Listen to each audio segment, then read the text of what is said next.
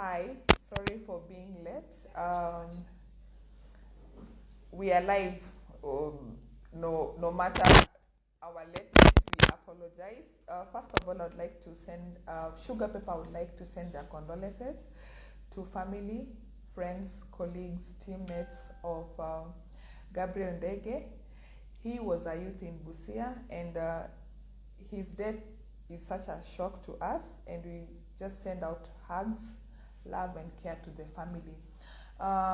This is your host, Onana Afulo.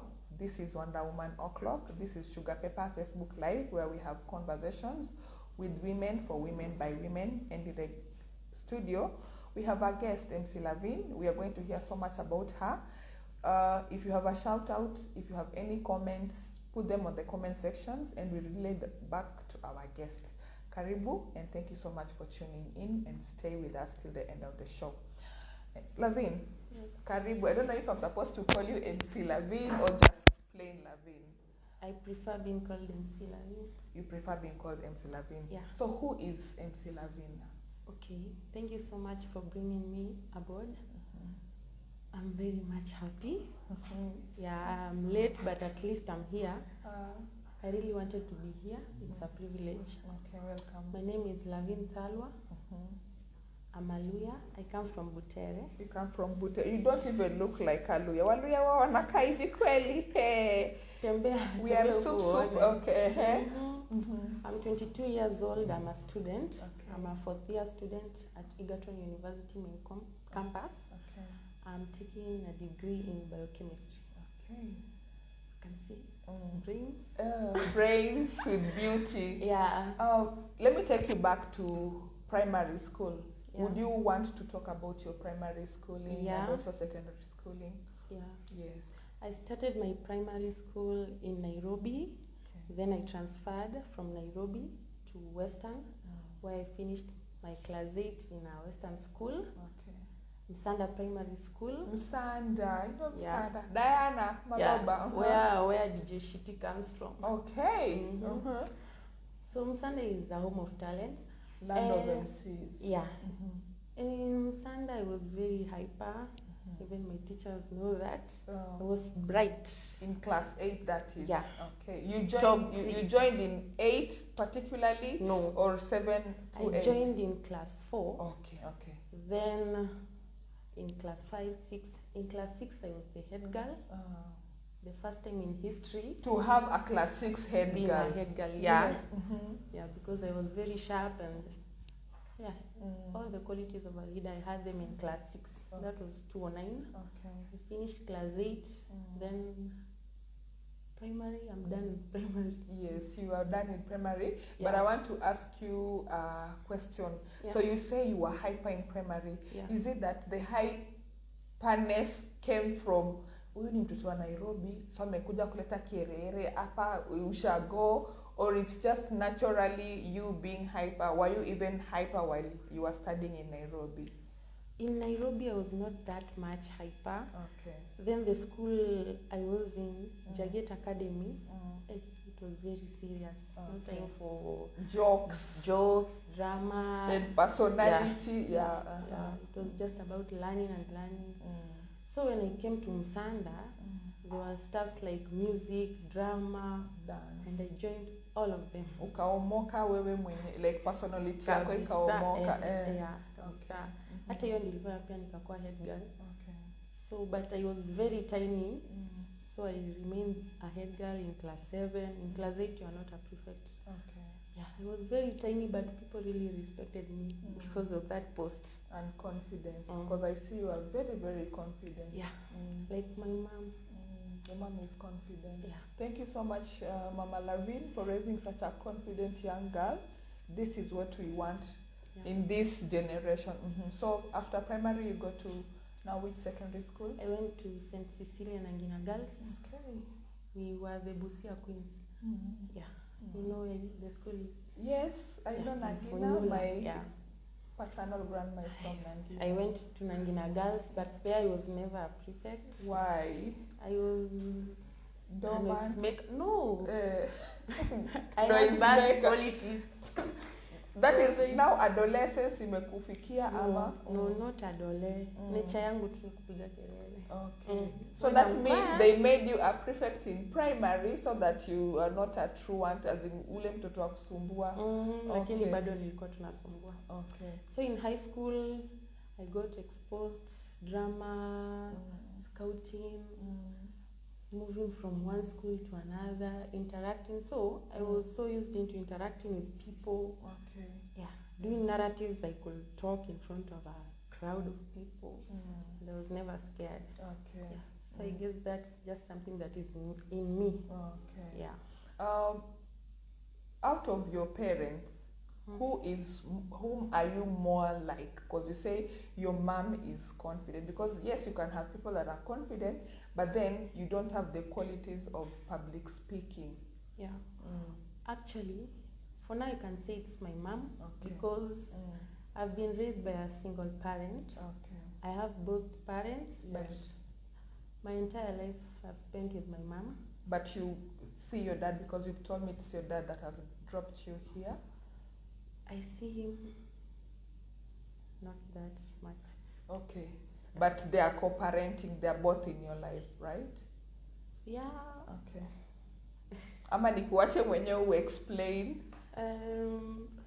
Actually, mamangu ndio huwa anani, mimi ukiniona tu hivi ni mamangu. Okay. Everything. Okay. My mom. Okay. When you first born? No, I'm a third born. We are Okay. 4 siblings. Okay. Our first born is a boy, second born a boy, then third born me, Lavine, then our last born is a girl. Okay. Yeah. 2 boys, 2 girls. 2 girls, okay. Yeah. So unasema umekuwa raised na single parent. Single parent, yeah. Okay. How is it being raised by a single parent? Unazoea. Yeah. But you know, while going to school, mostly high school, during visiting days, people usually saw my mom, no dad. But unajua father alikuwa ni wale wa baba wanakujanga na gazeti, so most people don't want their dad. Yeah, kuijua shule yangu gate ni gani. Yeah. So irresponsible. Yeah. Ndio sasa. Alinileta tu kwa hii dunia but akamaliza kazi yake hapo. Yeah. But then we still honor our parents. Yeah. Because the Bible inasema we cannot curse our parents. Yeah. If you're following the conversation, please follow us on all our social media pages. Sugapepper 254 on Instagram. We are on live on Sugapepper, that is Facebook Live. You'll get this same interview on our YouTube page, Sugapepper 254. You can also follow us on Twitter at Sugapepper 254. Yeah. So Lavine, Yes. Wakati ukikuwa shule primary, did you always know that you wanted to do sciences? Because unasema you went and this having art, being introduced to art and creativity is what made your personality pop, so that you even became more confident and you also realized that you are good at public speaking. So at that moment, you are, you had art pop you out. But then you're telling us that in college you're studying biochemistry. Is it because of job? Because najua sometimes they give you courses to do because of your performance. This is exactly what you wanted to do. No, I never wanted biochemistry. Yeah, my grades, the sciences were very high. Actually, when I was young, I wanted to be an engineer. Okay. Then that is primary. Then when you reach in high school, you say, no, I don't want to be an engineer. You wanted to become? Then I wanted to be a lawyer. Okay. Because the humanities, I was always at the top in humanities subjects. So even after Form 4, I just knew I'm going to be a lawyer. Then when the results came out, all the sciences, chemistry, we have an A, biology is there, mathematics. So I had to go where my strength was, sciences. Who made the selection? Yourself? Yeah, or your mom? I made the selections myself. Why would you drop doing law than, like, why would you drop low than pursuing it, because no matter you having A's in sciences, you would still have pursued law, and I think we would have made such a great lawyer. Actually, the job thing, Okay. yeah, because you know, when I wanted law and the government told me you will go for biochemistry, and you know, being raised by a single parent, if I had to do law, I could be a parallel student. Okay. Yeah, but now biochemistry, everything was sorted out for yeah. you. So how is it studying biochemistry, and what is biochemistry? Me, I've never understood what biochemistry is. So today I want to learn biochemistry ni nini. Nikifanya biochemistry na nikimaliza kwa job market nitaandikwa kazi na nani, na nisipoandikwa kazi, what self-employment can I venture in with that cause? So I'm going to answer you according to what I want to be. Okay. I really want to be in the army. Okay. Yeah. So in the army, there's something called forensic science. Forensic science, I know that. Yeah. Now, when you have studied biochemistry, you see when there are crimes, the people who come there in form of doctors, but they are not doctors. Yes. The people who investigate, maybe they want to know this person, what happened to the person there before going to the hospital. Okay. Yeah. Yeah. Kuna kwaka na actual science. Yeah. Kuna criminologist. There is studying actual science. There is studying criminology. And then there is me here who has studied law. All of us are involved in crime. And then wewe unasema sasa kuna forensics. So when you study biochemistry, you can actually do forensics. And do you know that is still, you'll still just help somebody get justice, because sometimes it is the evidence that drops cases or brings technicalities, and then because of evidence mtu mwingine anaachiliwa ama anafungwa kwa makosa. Yeah. So forensic science. So you are passionate about that? Yeah. Then also in the labs, those people who help in making the drugs. Okay. Yeah. Some of them are biochemists. Okay. Actually, when people hear you're doing biochemistry, they think it's teaching biology and chemistry. Yes. No. Teaching is another course just called teaching. Okay. Biochemistry. Then biochemistry is a course itself. Okay. So, gani ndo ile ya ndani kabisa, the intensive one? Here teaching bio na chemistry, ama hiyo biochemistry sasa like a course? Hiyo ya biochemistry the intensive course, you can also be a teacher. Okay. Yeah, because everything the ones pursuing teaching in biochemistry have been taught, you also learn. Okay. Yeah. So But you then, learn two things. Okay, but then sasa huku kwa teaching haiko kama yenu, si ndio? Mtu mwenye amefanya teaching hawezi kuja kufanya forensic science. Teaching, you see, like at school we go and learn about cadavers. You know cadavers? Cadavers are My dead people. Yeah, Yes. dead Yes. bodies. Yeah. Oh my God. Okay, wait.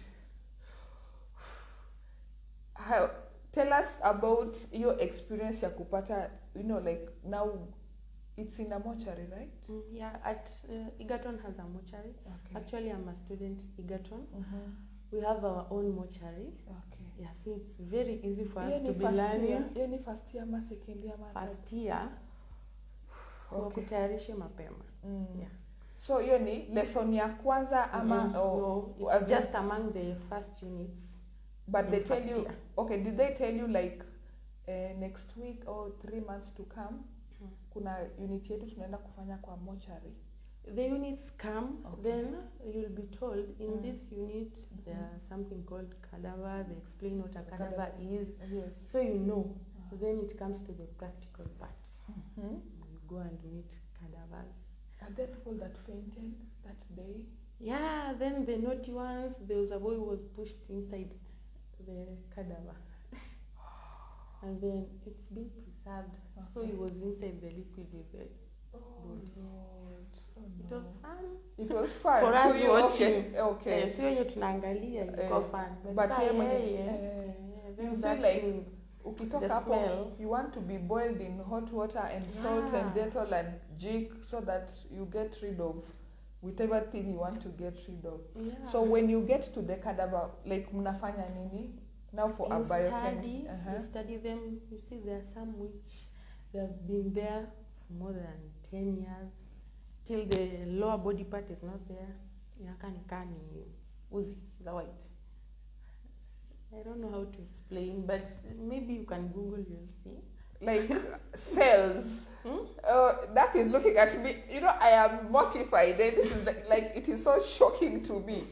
Okay, body imeka 10 years, imekuwa preserved, right? Yeah. So like the flesh has wasted away, bones ndio zimebaki. So bones na hizo cells ama whatever thing yenye naka okay kama Lord, okay, like it looks like a mummy, but mummy ikikuwa preserved, inabakingi na mwili yake ama inabaki skeleton?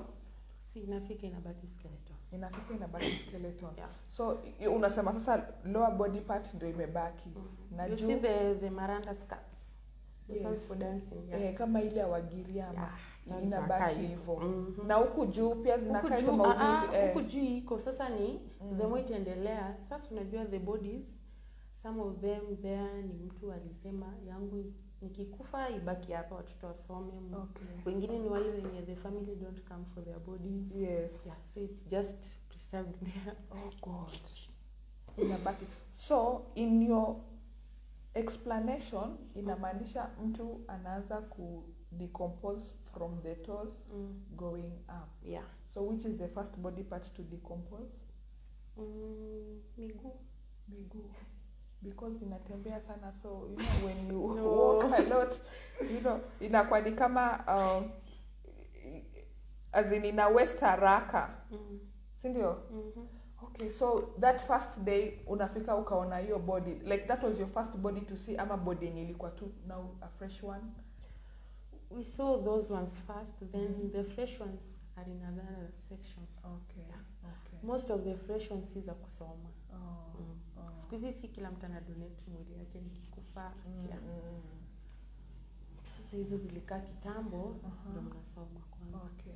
So when now that is the body, the cadaver, what is that unit and what are you studying now in that body for you now to become a forensic scientist?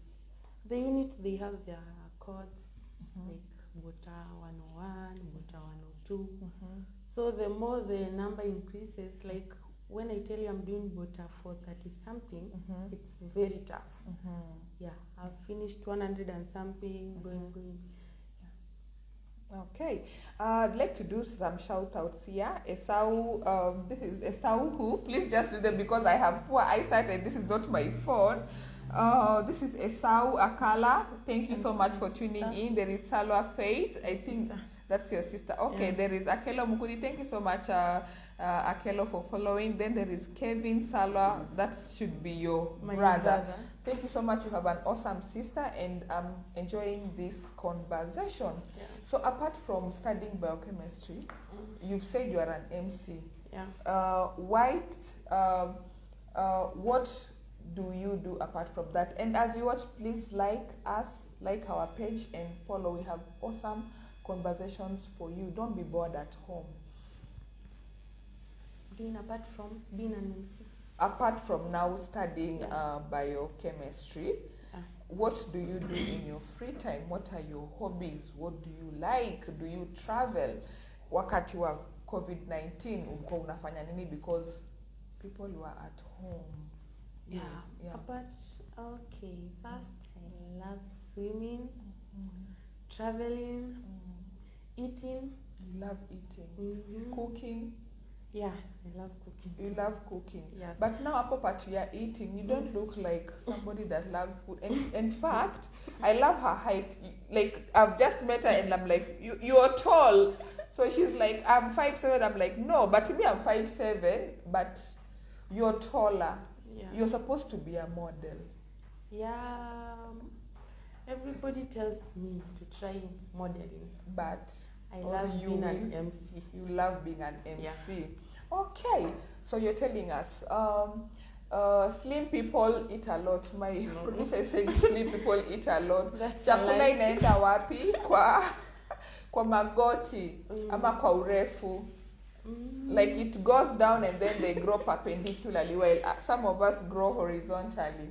So you say you are an MC? Yeah. What made you become an MC? Like ni nini hiyo yenye nakufanya unataka kuwa MC? Yeah, that's back to my hobby of traveling. Okay. I love traveling. So there's a time in 2016 I was a second year. Okay. No, I was a first year.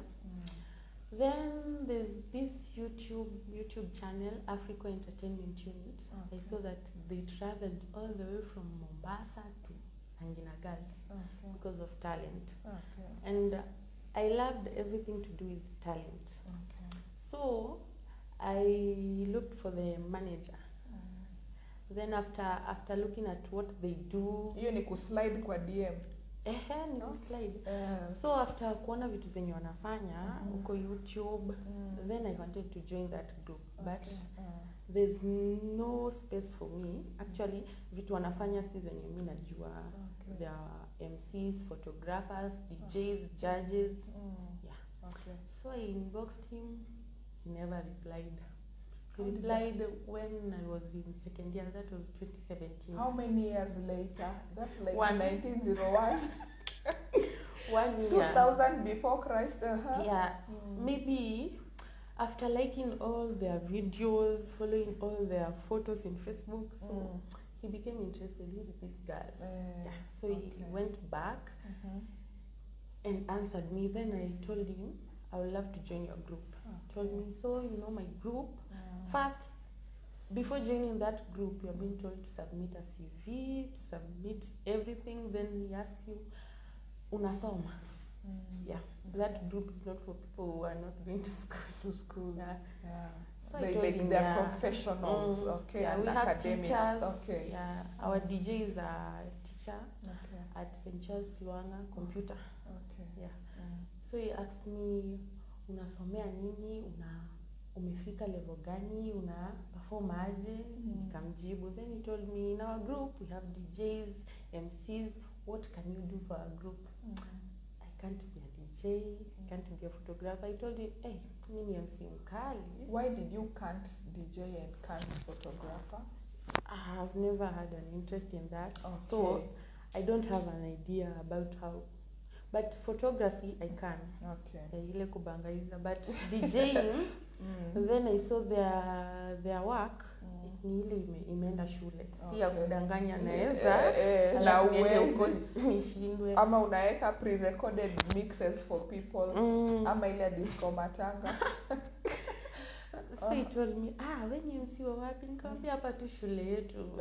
And I'm no MC. You had never even MC that. I've at never, even a nobody birthday. even knows me. Yeah, in campus even, people, only my friends, my classmates, then my name being unique. You know, my name sounds unique. Yes. So when people see that name maybe on the notice board, they will love to know. Alafu wengine wanashangaa huyu ni msichana ama mvulana. Ijina. Okay. Yeah. So, wait a minute. So, hapo nakuuliza, what can you do? And then vitu zenye unafanyanga. So, ukikuwa kampo, what other creative were you doing apart from just normal kuamka kwenda shule na kurudi? Nilikuwa nimejoin scouting but ikabo. Nikaenda sasa modern dance. Yeah. So but the training kila siku training kila saa unapata watu wanachapa zido. Nikachoka. Okay. So after telling him I'm an MC, he says, "Wow. Okay. A lady MC. Saturday nakupea kazi." Okay. That was Tuesday. Ni hata sijui kuwasha mic. He told me Saturday nakupatia kazi and he took me to another school in Buyangu. Okay. It's called the Buyalu. It was like my orientation. But now, I don't know, managers just like storing people in dry places, you know, and senye ulikuwa umekaa hapo, waiting for that blue tick. Ilikuwa ni blue tick, si ndio hata ikukuwa grey. Like he read. Bali soma immediately ilituma. And then I snob mwaka mzima. Did you maintain your conversation benye iko ama kuna wale wa long press, delete and forget or even block? No, nilimwacha tu, nikasema actually lakini kichwangu ni mzuri kwenda tu direct kwa manager. Tena nikasema hapana. You never know, tena nitarudia. Okay. So after 1 year, that whole year, what were your feelings? Because this one was now outright rejection, like mtu amekureject. I felt bad because after ameni blue tick ana upload video ameenda shule fulani. Sasa mimi mwenye napenda kutravel tena naona ametravel na hata hako nijibu. Sasa inamaanisha mimi traveling yangu nitafanya tu kivyangu sina watu. Okay. So hapo ndo venye ukabaki, but did you stay hopeful? Did you like pray and tell God that this is what I want to do? Ama ulilenga tu kuomba. Nililenga kwanza nikasema siakwende. Nitaki siache. Okay. Kaende. Yeah, but after some time tena hiyo after 1 year nikasema hebu nijaribu tena. Maybe that time walikuwa wamejaa hakukuwa na space. Wacha sasa tusikie kama maybe amechuja watu hivi. Sasa nilisikia mimi ni lady MC akasema orientation yako ni Saturday. Na hiyo ni Tuesday. Okay. Nikaenda Google how to be an MC. Hizo vitu haziendani na chenye mimi nimeona YouTube yake. Hii sijui nakwambia urauke kwa kazi. Huku vitu wanafanya ni extra. What else are the things an MC supposed to do out of Google? Maintain your audience as in wasiboeke na wewe. Then you learn your jokes. You can joke, uone joke imesing. Utafute kitu ya kucover up or maybe umejoke na hiyo joke kuna mtu amechukulia personally. Kwa crowd unajua unaweza notice tu mtu wewe toka huko udemba kona gani. And remember sasa hiyo bado ulikuwa haujafanya kitu kama hiyo. Sikuwa nimewaifanya, so nilikuwa nasema will I maintain a crowd? Kusikia tena nimepelekwa shule ya ushago. So you know how the kids are. Nikasema acha nitajaribu. Nikaulizwa what size of t-shirt do you put on, because that group we put on uniform. T-shirts with our brand there. So nikatuma zangu details zangu, t-shirt ikakuja on Thursday. Nikaosha mimi na ngoja tu kwenda kumwaga unga. Ananiambia I hope you are ready. Niko ready, niko tayari mbaya sana. So you googled on Tuesday peke yake na ukarelax ama niliacha cause Google vitu inanipatia si vitu ziko channel ya umse. Okay. So that day Wednesday. We so went about Thursday nikapewa uniform. Okay. Friday uniform zikae safi hivi zingoje tu siku. Friday, Saturday. Asubuhi na mapema, are you ready? First, usiku nikadiwa kwa group. Actually, we have a group of 18 people. Kila mtu ako na role yake. So wakatuma list hapo ya watu wanaenda that school. Kuanzia number 1 hadi number last. So watu wakauliza na wewe ni nani? Wakasema ngojeni mtaona kesho. Kutaka kuniintroduce. But mtu nilikuwa nimemjibu na aliona wow yanaweza. So when the day arrived, I was told to stand or to wait for them somewhere.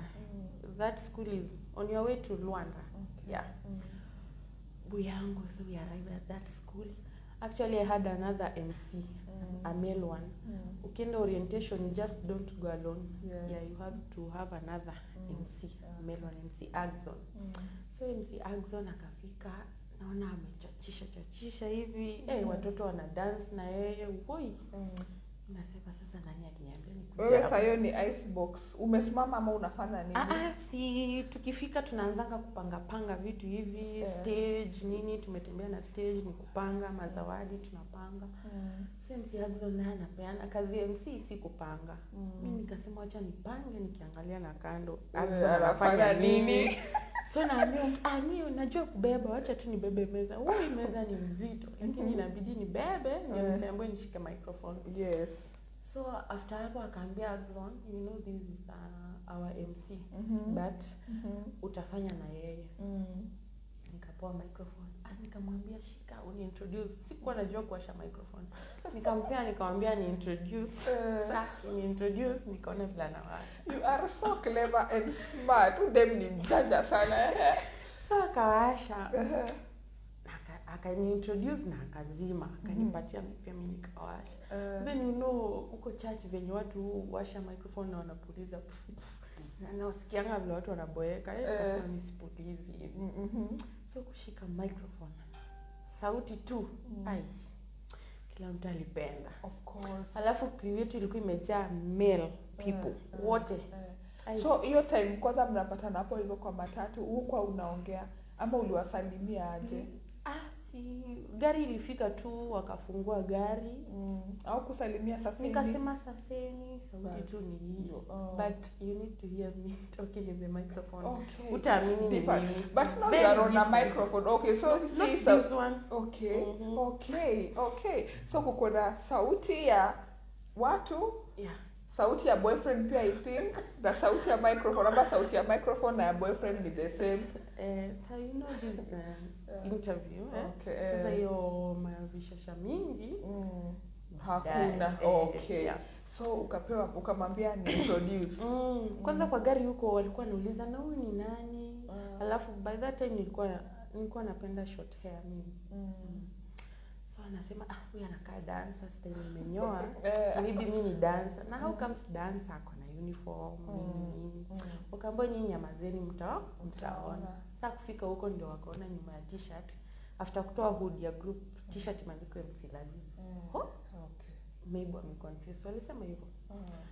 Time nilishika microphone ndio wakaona kumbe sija confuse. And those kids actually walikuwa wanakaa wa shamba lakini nikaa sauti yangu tu ilifanya walikuwa washanguni msichana. Niliwa hype. Huyo manager akasema next event mwenye alikuwa anaenda haendi. Na mwenye alikuwa anaenda akasema mimi naenda tu. So kulikuwa hakuna MC Dem saa hiyo. Hakuna.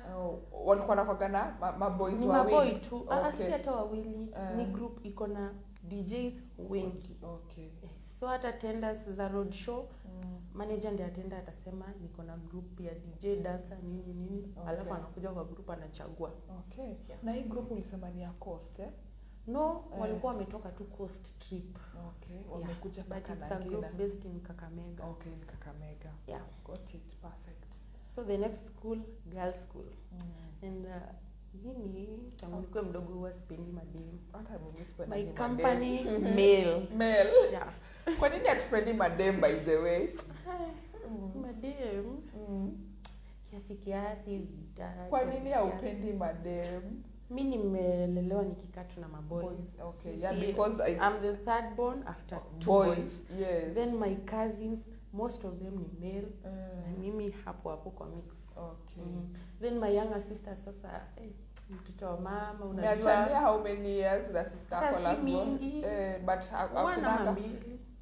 One or two but sasa apigangi story bedroom. My sister, she's very talkative. Wewe sibai nenda amekwambia umevaa viatu zangu nisikupata umevaa.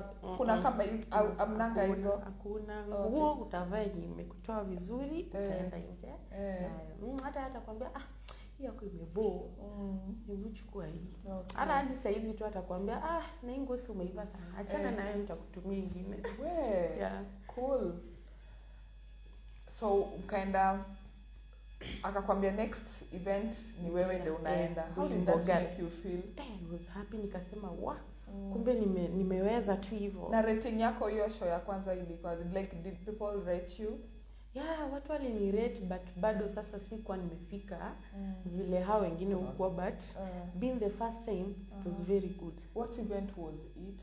Talent show. Actually we go to schools during their cultural days. Okay. Yeah. It was a primary or a secondary school? Secondary. It was a secondary school? Yeah. Mixed. Okay. Yeah. So of course kuna kuangalia mademo kuangalia na macho za green ama ni red jicho nyanya. Yeah, so that's why nilikuwa nasema next ananipeleka shule ya madem.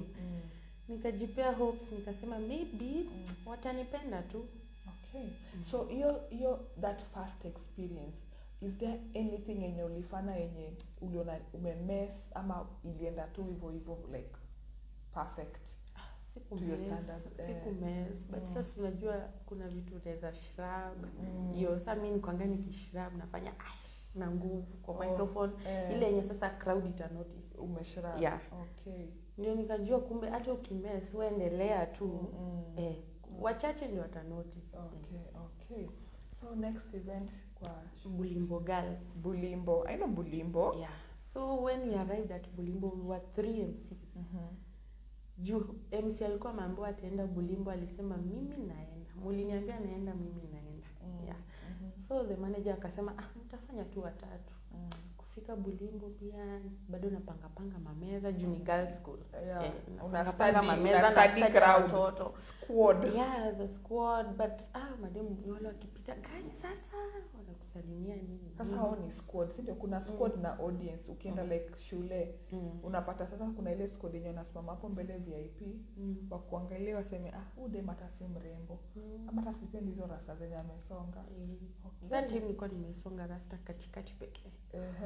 Nakati hivi ka bad girl. So but uko wewe scientist. So actually kila shule tunaenda lazima watoto wataambiwa. Okay. Huyu anafanya hivi na hivi. Nikifanya ni before ama after the event. Katikati ile yenye watoto wamejisahau, wamejiachilia, yani wameenjoy sana. So manager anasema actually wewe ni mwanafunzi. Wow.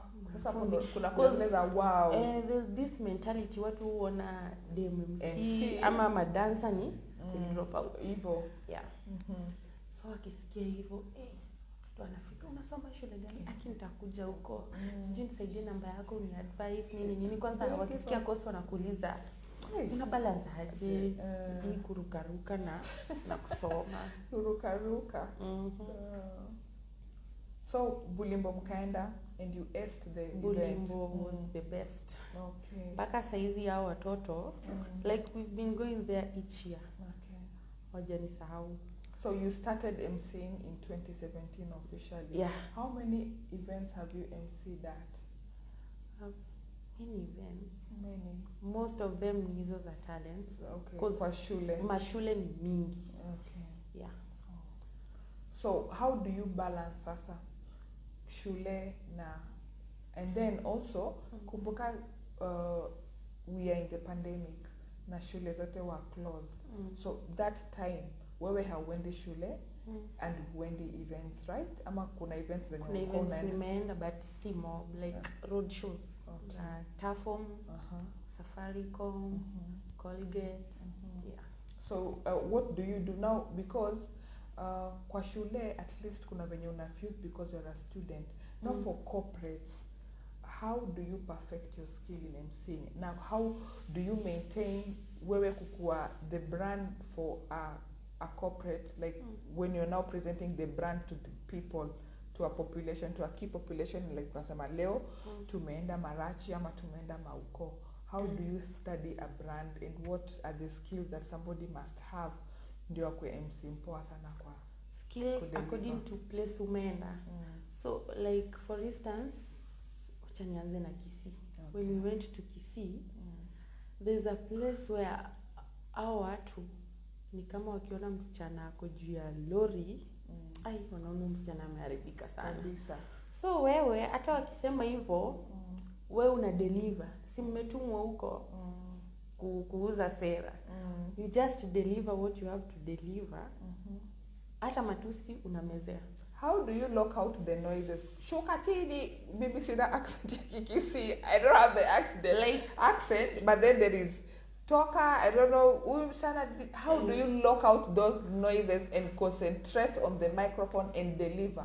I love dancing. So the moment kuna matusi, hata DJ wetu ni mtu tumework na yeye for long. So akinotice kuna venye hiyo crowd iko na mbaya.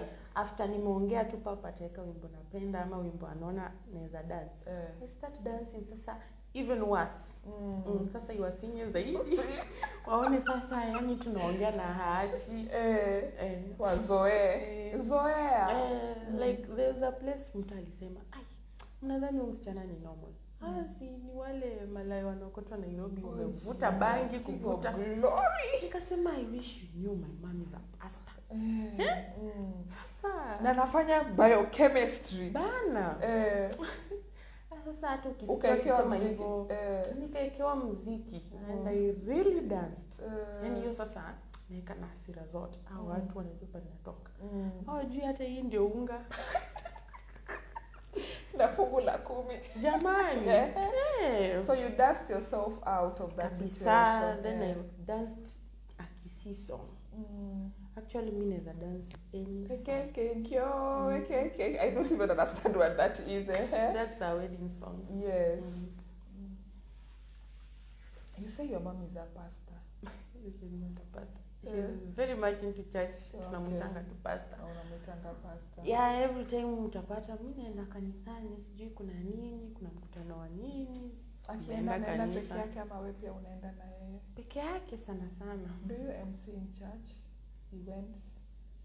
No, never. Kwa nini hujawahi jaribu? Kwa sababu unajua pale church Sunday school sasa. Sikuna venye unaweza hype watoto wa Sunday school. Hauko huko. Sunday school mimi siko huko. Hauko. Kwa nini? Watoto wadogo hao. Unataka watu wenye na level hyperness yako. Si watoto wa kufanya kwanza ushago huko. Mama. Huyu naye anasema nini? Usanda massive. Have you ever been booed kwa stage? Of course kuna ule mtu akutusi. Alafu kuna wale boo and then unajua wana maintain hiyo boo paka inabidi wachane na mic utoke uende zako. No, the places nimeenda sijai kwa booed. The only place niliachana na microphone it was this school, Chulaimbo Boys. Okay, Chulaimbo, those names. So it's in Kisumu. So I said wase and walikuwa nikaa bado wanashtuka wajaamini ni msichana. Hawanijibu. Na nimesafiri kutoka Nakuru, unajua nimeamka saa 9 ndio nifike Chulaimbo Boys by 8. Nilikuwa nimeambiwa nifike by 8. Nimeamka saa 9. Hiyo ni usingizi yangu na baridi ya Nakuru hiyo. You people, I wish I would turn the camera and you see the faces of the people that I have in the studio. And they can't believe this chick. You know, she has like this confidence in her. I love how you speak. So nimefika hivi kwanza kuna place tulipita hivi ni at that time Horoni bado nje ilikuwa inatengenezwa. So ni rough road. Nimevaa t-shirt yangu iko na brand yangu hivi. Nimefika huko t-shirt ni vumbi. Lavine hype diva. T-shirt yangu ni vumbi. Sasa ikabidi nimechange, nimevaa t-shirt ya job na sikuwa nataka. So unajua siku hizi tangu ni grow hivi nitakanga kuvaa brand yangu. Kani logo ya kazi nitaiweka kwa kona hapa hivyo. So watoto hawajibu. Nikaweka microphone chini. Si ni watoto high schoolers. Of course. Nikaweka microphone hapo kwa meza. Nikatembea polepole hadi kwa meza ya judges na nikakaa chini. So my manager was like, shida yako nini? But ananijua. Nikipata crowd imelalisha.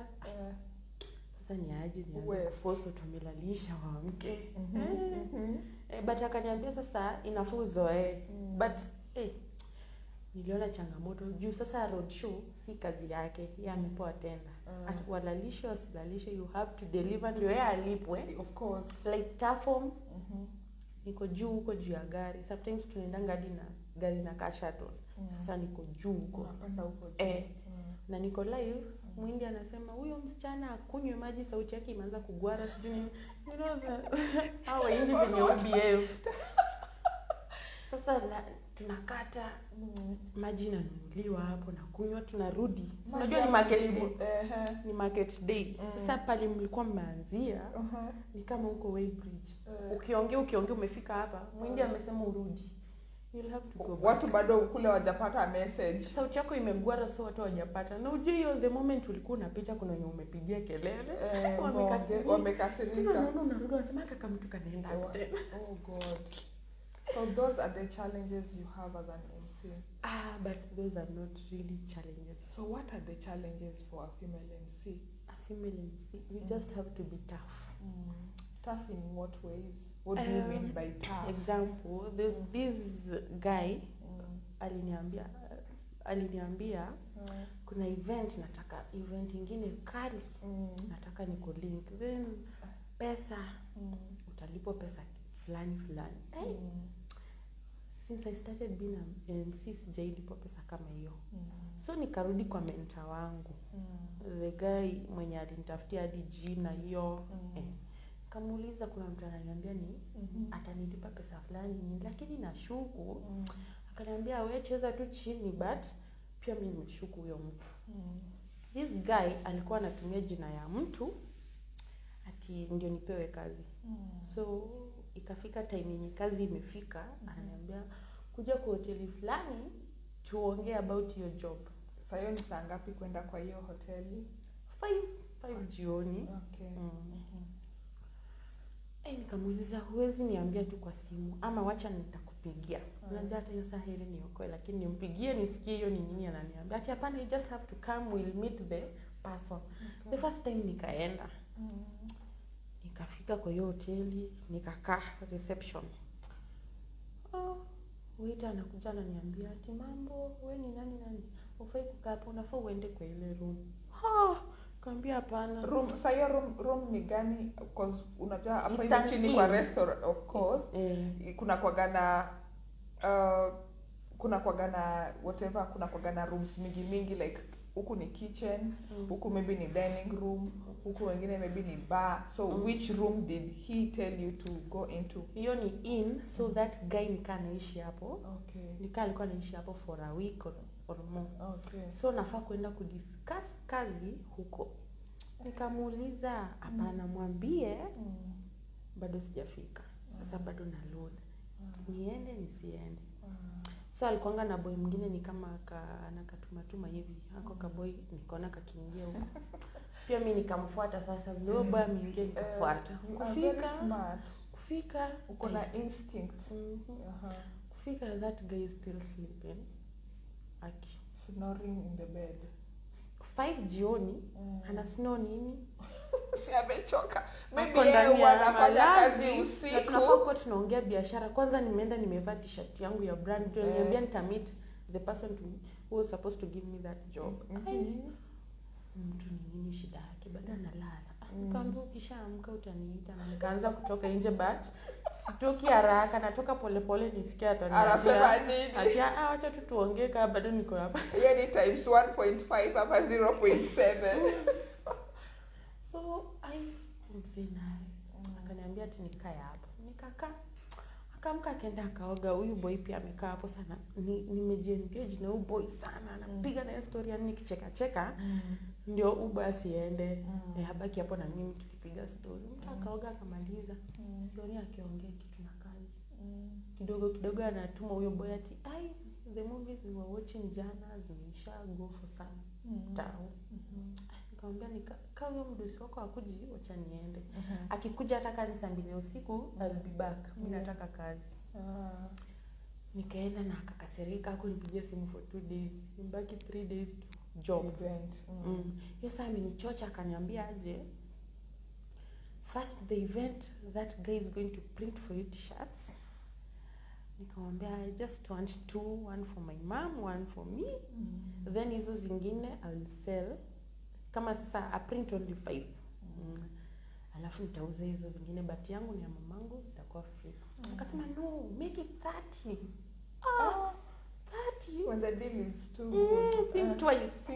30. Then hoods, caps, polo shirts. Akasema huyu mtu hizi vitu zote wapi? Huyu ni wa wapi? Then he says he's a lawyer. Realize baadaye he's a conman. Lawyer. And you know most conmen wanasemanga hao ni I have no idea why most conmen say they are lawyers. So this guy actually hakukuwa na kazi. Yeye alishindwa kuchapa mistari kama mwanaume. Sasa akaamua tumie job. So the more visits na make kwake, ati tunaongea biashara. Hivyo. That is wielding a placard hapo ananiambia niseme lawyers are cons. I cannot say lawyers are cons because I'll be insulting myself and I cannot insult myself. And my once upon a time ambition. I'm too high to call myself a con. Yeah. So how old was this guy? Because I want to now direct some kind of conversation. 30, he must be 34, 35. And you are I'm at 22. that time. We are talking about now. No, we are talking at that about particular age last year. Yeah. You know. I was 21. You were 21. So nakumbuka history ya Lavine, the young girl that was gotten kwa hoteli, very very injured. Yeah. And I think hiyo situation hapo ungejipata kwa hiyo situation. Yeah. What would you advise young girls as you to do? Because me nimekuwa na wewe uko na instinct and you are very smart and you know how to negotiate yourself and you are very alert and you're self-aware about it. You know, I'm a good judge of character. Naweza kana wewe 1 hour and I will tell you your strengths and your weaknesses. So what would you tell young girls? I would tell young girls to never ever meet Please a stranger. Look into the camera and never ever meet a stranger in a hotel room or in a place where you are only 2 of you. And not safe. It's not safe. Let me just do some shout-outs before we continue that conversation. Enrico Sonas is asking for MC Kildi. MC Kildi ako wapi? Yaani mimi uwezi ukanitafuta. Mimi niko hapa. Ukiniona hapa unaona MC Kildi. Lavender Ann is saying go girl. I think that's your pal. Esau Akala from Butere to the world. Rock on bestie. Yes, this is awesomely Butere to the world. Yeah. And I hope you're liking and sharing our page. There is Eridad Gradius Ndalo. This one is a DJ. He says he would love to meet you. Ndalo, please write kwa comment section. Unataka kumeet ufanye nini because amesema nikuulize. Ama slide kwa DM ya Sugapepper. Slide kwa DM gani ya Sugapepper ama yako? Yako kwanza. Yako kwanza. Kama si wewe angeniona. Okay, sawa. So amesema slide kwa yangu ndio nikupeleke huko. Thank you so much people for viewing. Keep on liking. My DJ Cantos Kenya. Axon Hype Man, that's my mentor. Yeah, the MC I did our first show with. Thank you Yeah. so much Axel, ulipatia udem confidence sana, and she's actually here because of this, ndio? Because unakwanga na wale wanaume wa kukushut down. But then before tufike kwa how tuko kwa history sasa ya young girls, don't go into private meetings. Yes. Yeah. Kwenye Don't. Then this appetite for free things. Wachana nazo. So you see, like me, I was to get 30 t-shirts. 30 t-shirts. Na hoods. Na hoods, na caps. Caps, then those half caps, then polo t-shirts, you see. Hapo sausha ona 2 B's. Wow. So if you have an appetite for free things, and quick money. Sijabiga pesa. He kept on asking me, aufiki wewe. Oh, azidapa kwa show. Esau Akala. Amefika tuko na studio. Give all the shout outs before we continue. Hao watatu walisema nisipo shout out nisirudi nyumbani. Okay, lakini I hope atarudi. She has permission to go back. Yeah. So girls need to be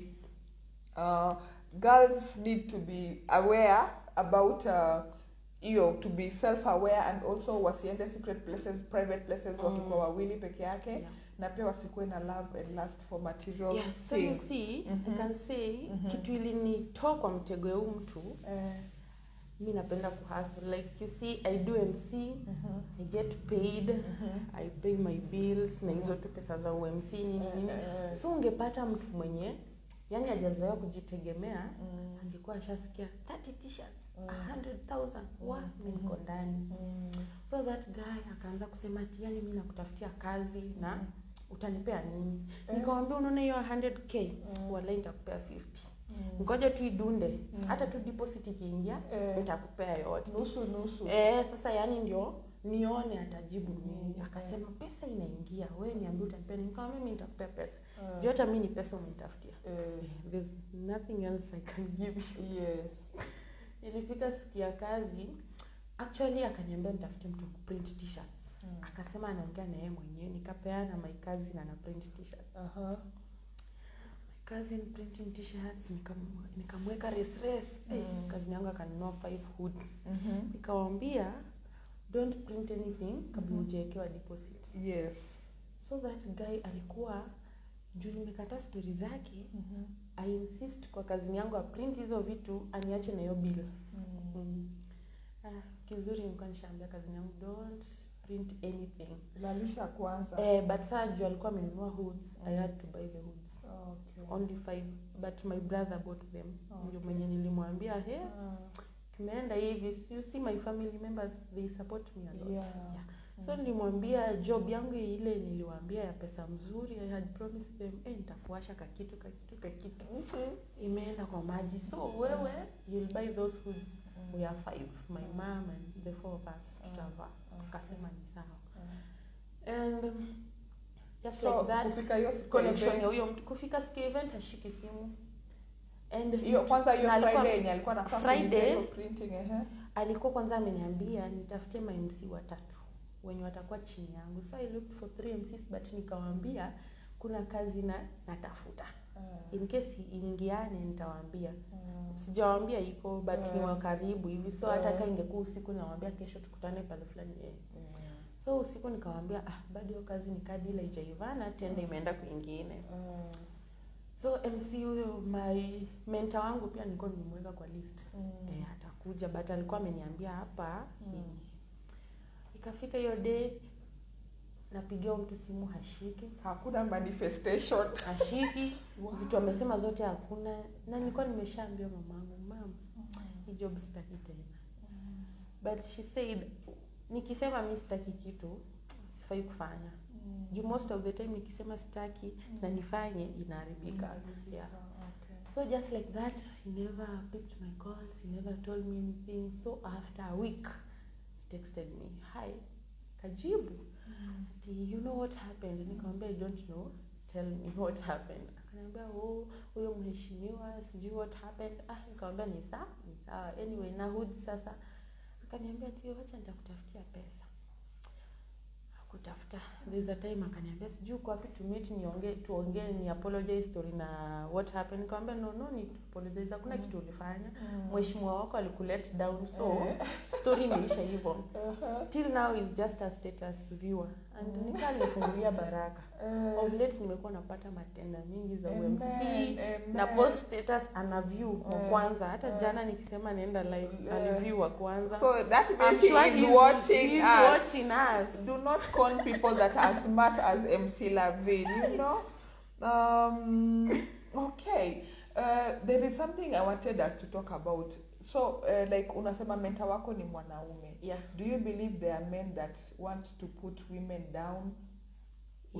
Ushaipita experience yenye mwanaume anakuweka chini just because you are a female MC? Yeah, there's a time this guy aliitwa harusi akaambiwa kuja na MC akaniambia tutaenda. Wenye harusi wakasema hapana, hatutaki msichana. So nikasema huyu hataki na hata hajaona kazi yangu. But nikasema ni sawa, wewe enda tu. Next time wataniona kwa harusi nyingine. Watatamani ningeenda kwa yao. Kwa hiyo ya. Si watafanya tu mara moja watarudia harusi. Yes. Oh Lord. So and that was that. Yeah. Do you enjoy MCing? Very much. As much as you do like biochemistry? I enjoy actually kulikuwa na venye naweza sabotage. Ningefanya UMC kama course. Yeah. But it's always good because unajua kuna kwa fresh talents zinakuja zinaamka. Then unaanza tu kuchapa. Do you see yourself kama umechapa? Unaona sasa hii wewe ni hyper, you are young. I can't watu wanataka kuona udema kuna venye yako like umejibeba hivyo. Yeah. That is the MC people want to see. And then inafika tu time, of course there is time for new talent and stuff. So I think hapo senye new talent inakuja unafaa kuwe na backup plan ya kitu unafanya ama uone hiyo sense kwa hiyo kitu nasema. Backup plan maybe nikikuwa sasa MC kwa kanisa. Bora tu nishika microphone. Vitu za forensic scientist like utaki kufanya forensic science. Iko. Yeah.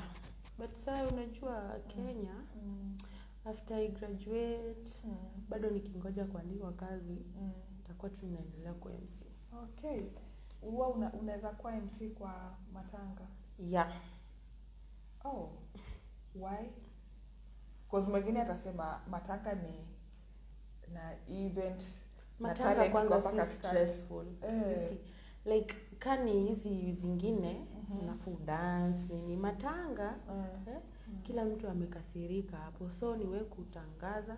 Actually it's just like reporting. We will have so and so whoever sparked KW something and autoe gari yako kuna mwenye anataka kupita hivyo tu amemaliza mazishi. Okay, hivyo hakuna hata kitu inakustrainisha kama actually nikiendanga road show na huwa nakunywa maji almost crate mzima ya maji. That is 500 times 24, which is like 12 liters of water. Okay. Yeah, I drink water a lot. Yeah. Because you need to hydrate. Unaruka huko kwa jua. Unaona saa ingine gari ina move kani hiyo the shuttle one. It's moving huko juu peke yako. DJ yako ndani na dere na manager. Huko juu huko una deliver kazi ya muhindi. Yeah. Can you sample an MC moment like in a minute or two? When you una hype, like how do you start hyping, like what unajiintroduce as like for a minute or two? Niko na cliche napenda kusema noma tena sana. It's your Lavine, it's your girl Lavine Hype Diva on stage. Leo tumekuja kupepeta iwake. Nakwambia sherehe leo itashika, mtaita wazima moto lakini wakichelewa kufika katangua mzee. That is so nice. So if somebody wants to see what you do, tunapata aje? Sasa hizi tumekuwa natoka hivi kwa Sugapepper, but of course sasa kuna ile mtu anasema, nataka kuona huyu dem venye yeye ufanya nini, venye yeye MC. So pages zako ni gani tukufuate huko? To slide pia huko kwa radio, kwa DM. Lavine Hype Diva. I have a page in Facebook, but it's not that big. Okay. It was the idea of my mentor, Juzi. Because after corona, you know, our events zilikuwa za shule sana. Yes. So corona really happened. Za shule zikapause. Most of the time mungenipata Afriquare kwa channel yao. Afriquare, IG, YouTube, Facebook, huko ndio mngenipata. Ebu give us a spelling of that. Afriquare, AFRIKWEAR.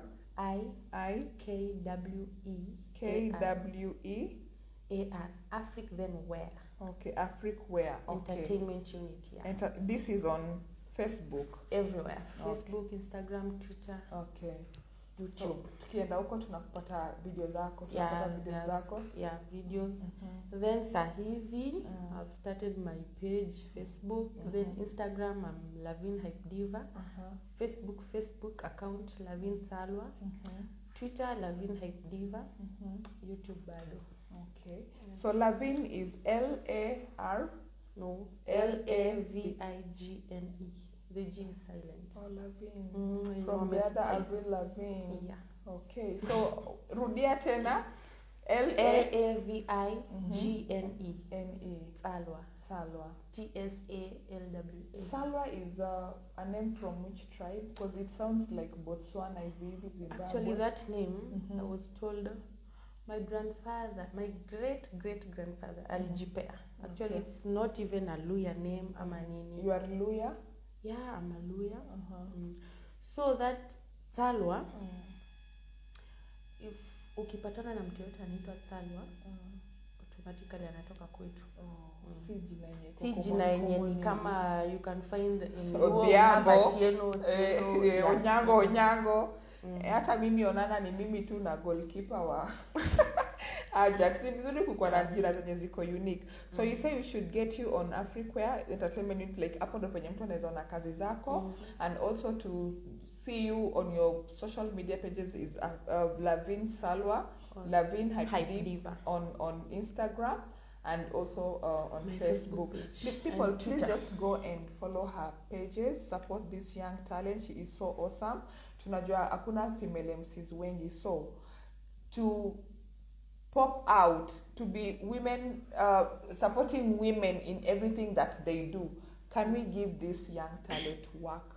Sindio? Yeah. Because umesema unafaa kujilipia ma bills. Yeah. Na bills ni gani? I think si ma makeup and stuff, but za shule. Actually, vile niko ndo venye nishafanya makeup and I'm done. And you're done. And you're so beautiful. She is very cute. You love photography. I think you can make a very good model. Unaweza modelia mtu kitu? Yeah, I think. Yeah. Nikipata mwenye ako na kitu kama. Do you also MC in clubs? Maybe somebody would want you to MC. I MC in clubs, like on Sunday. I MC'd reggae. Reggae Dari Sabatia. And actually crowd ilikuwa kubwa because the poster ilikuwa na demo. Peke yake? No. Kwa machali wengi? Poster zao zilikuwa tuna only DJ na MC and male. Okay. So this time hey, watu wako na msichana huyu ni nani, then the design nimefunga kitambaa kama fire mama ndio sasa. So people are saying hey, fire mama amedunda butere, and I was like hey, I've never done reggae actually. It was my first time, lakini it was Do you awesome. love reggae? I don't even listen to reggae. Okay, but ulienda kwa sababu ni wax. Nili MC na nika MC, but the first song nilitaka ni ya Lord Laro, Women Will Rule. Women Will Rule. Ndio sasa. This one knows where she's going. Na flag kisiangani. These are the kind of women you want. This is a shout out. See this one. She is going places. Thank you so much for coming to the show. I'd just like to remind people that now Sugapepper is doing advertisement. If you'd like us to advertise for you, your business, your trade, your event, anything, a birthday party, please slide kwa DM. We have very nice rates for you, pocket friendly, and awesome shots for you. We've had MC Lavine on the show. Still, I remind you, you can see her trade at Afriquare Entertainment Unit, where you get to see Benyaye and MC. If you feel like amekubamba sana and you want to give her business, if you're not able to remember her YouTube page, her social media handles, please just slide to our inbox, and then we shall patch you up with her. This has been your host, Onana Afulo. Please continue taking care of yourself, social distance, sanitize, put on your mask. Corona is real. People are dying in India. So do not make jokes about Corona. We are safe until we are safe. Yeah. This has been Wonder Woman, and see you next week. Bye.